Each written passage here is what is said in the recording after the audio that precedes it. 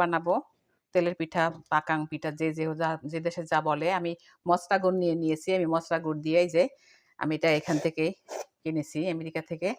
আর আমি এখানে নিয়ে নিয়েছি 1 কাপ এবং হাফ কাপ। 1 কাপ চালের গুঁড়া এবং হাফ কাপ চালের 1.5 কাপ চালের গুঁড়া নিয়েছি। আর এই 1.5 কাপ আমি ময়দা নিয়ে নিয়েছি। আমি গুড়টাকে ভিতর দিয়ে দিয়েছি। আমি হালকা একটু কুসুম কুসুম গরম পানি করে নিয়েছি। আমি আস্তে আস্তে যেরকম আটা ময়ান করে এরকম ময়ান করে করে এটাকে এই পরিমাণ পর্যায়ে নিয়ে চলে এসেছি। আমি এইটাকে এখন রেখে দিব আধা ঘন্টার জন্য রেস্টে। আমি আধা ঘন্টা পর এসে আমি আবার এটাকে যেভাবে ডোটা তৈরি করা হয় আমি ওইভাবে ওই পরিমাণ পানি দিয়ে সেই পূর্ণাঙ্গ ডোটা তৈরি করে নেব। তাহলে আপনারা আমার সাথে থাকুন। আমি আধা ঘন্টা পরে আবার ফিরে আসছি। আমি আধা ঘন্টা পরে এই যে চলে এসেছি। আর এই এই ময়ানটা যত হাত দিয়ে বেশি করে কষলিয়ে কষলিয়ে ময়ানটা করবেন তত তেলের পিঠেগুলো বেশি ফুলবে। আমি এখন এটাকে আস্তে আস্তে করে পানি দিয়ে ডোটা বানিয়ে নেব।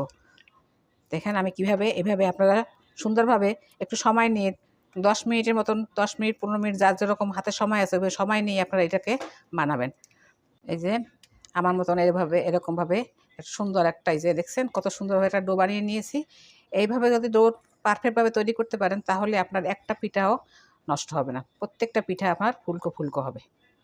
এই কড়াইটা বসাইয়া একটু গরম করে নিয়েছি। তারপরে আমি পর্যাপ্ত পরিমাণ তেল দিয়ে দিয়েছি। তেলটা যখন একটু ভালোভাবে গরম হয়েছে তখন এখন আমি আস্তে আস্তে করে পিঠাগুলো ছেড়ে দিব। পিঠাটা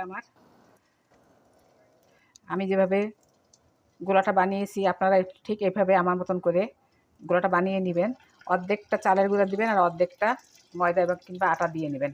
এবং রুটি পিঠা বানানোর মতন আস্তে আস্তে অল্প অল্প করে কুসুম কুসুম গরম পানি দেবেন। আস্তে আস্তে হাত দিয়ে চেপে চেপে দরকার আটাটা ময়ন করবেন। এরপরে এটাকে আধা ঘন্টা মতো রেস্টে রাখবেন। আধা ঘন্টা পরে ফিরে এসে আপনি আস্তে আস্তে করে পানি দিয়ে তেলের পিঠার ডোটা বানিয়ে নেবেন। আমি এইভাবে সবগুলো পিঠা বানিয়ে নিব। আমি আর একটা পিঠা দিয়ে দেখিয়ে দিব আপনাদেরকে কত সুন্দর ফুলে উঠেছে। ইনশাল্লাহ আমার মতন যদি আপনারা আমার রেসিপিটা ফলো করেন তো অবশ্যই আপনাদের পিঠাও এরকম ফুলকো ফুলকো হবে। আমার রেসিপিটা যদি ভালো লাগে অবশ্যই কেউ চ্যানেলটা সাবস্ক্রাইব করে দিন এবং একটা লাইক দিয়ে দিন।